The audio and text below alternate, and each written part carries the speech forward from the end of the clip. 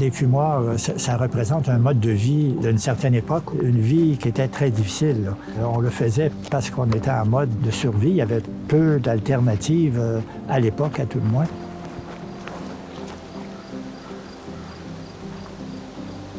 On valorise, dans le fond, ce que les gens ont fait à l'époque, qui était le Québec d'autrefois.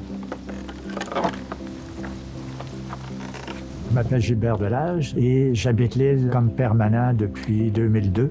Alors, ça fait 22 ans que je suis ici à l'île.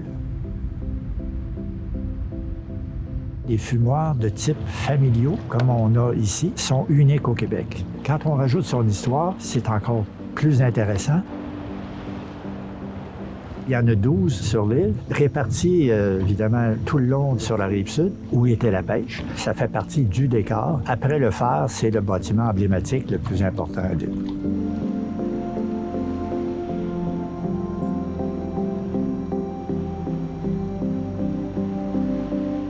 Moi, c'est Régis Caron, je suis natif de l'île. Je suis de retour sur l'île depuis 2 ans et demi en tant que semi-retraité. Les fumoirs, c'est une façon de transformer le poisson. La dernière année, je crois que c'est en 95, c'était mon père. Lui, il a fait ça depuis l'âge de, je crois, 11-12 ans. Plusieurs endroits sur l'île où il a fait différents types de pêche, anguilles, esturgeons, harengs. Juste l'odeur qu'on approche le fumoir, disons que c'est...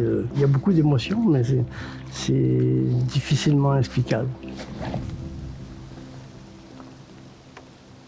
Ici, on est dans un fumoir des années 20.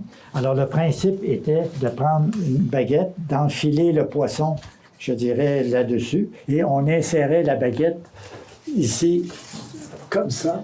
Après ça, on faisait 4 feux. On dit des feux, mais il fallait surtout pas qu'il y ait de la flamme. Et la fumée montait graduellement jusqu'en haut. Alors, c'était un art qui, bien sûr, est un peu beaucoup disparu avec les gens qui ont fumé, là.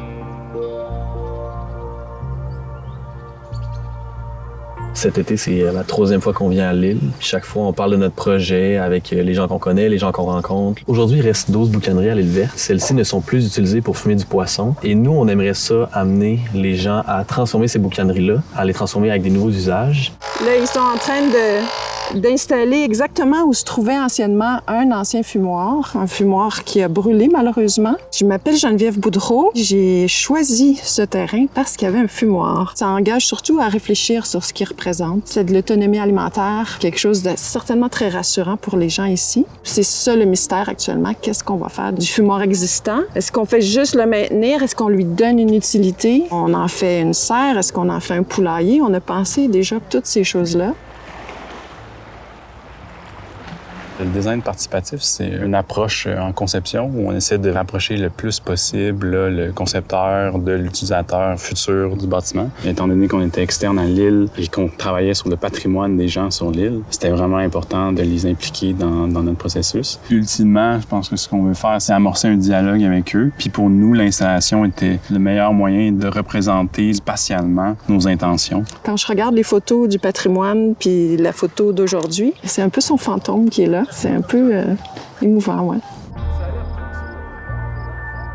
On a fait une grande invitation à toute la population à venir nous rejoindre, puis on va aller voir les installations ensemble, puis on veut surtout entendre leurs réactions, leurs commentaires, qu'ils soient positifs ou négatifs, par rapport à nos idées. Nous, en fait, avec ce travail-là, c'est un peu aussi pour servir de révélateur. Après ça, on va aller voir 3 autres plus petites installations qui sont parsemées sur les paysages de l'île. Chaque installation a comme une variation pour donner une nouvelle image de la boucanerie. Tout ça, c'est juste pour apporter la population à voir autrement leur patrimoine. Vous nous demandez notre avis, vous nous demandez de regarder avec vous et c'est formidable. Les lieux étaient tellement bien choisis. Chaque lieu avait sa densité et nous présentait l'île à nous.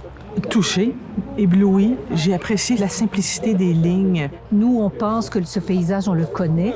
Et puis en fait, vous venez de nous le montrer en le cadrant, en le structurant.